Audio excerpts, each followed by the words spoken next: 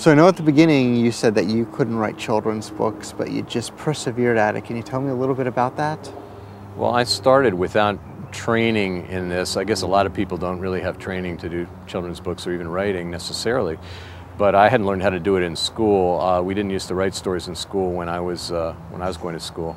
So at 29, when I decided to do it, I had to figure out how to do it. I had read a lot, fortunately, but I had to struggle through, and my drawings sometimes were difficult. The writing I had to do many times. Sometimes I'll still write something as many as 15 for a little book. I might write a pile of paper this high, 15, 17 versions even of some of my stories I've written just to get the words right.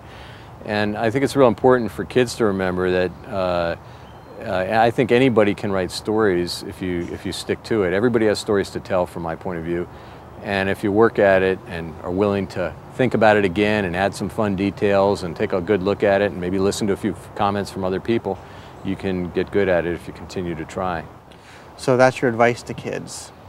Yeah, it's just keep trying, especially if they have a dream to continue.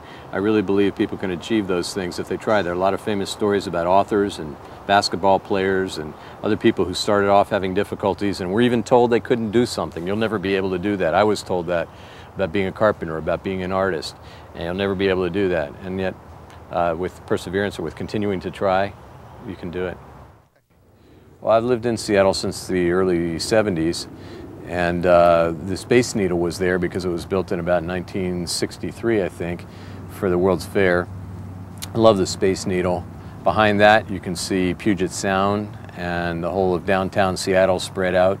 To the south of the downtown is Mount Rainier, which is famous. Pike Place Market is a place I really love. If I'm going to send people to one place in Seattle, I love to send them to Pike Place Market, although it's traditionally been a farmer's market. There's seafood and flying fish down there and crafts. It's a great place to visit in Seattle.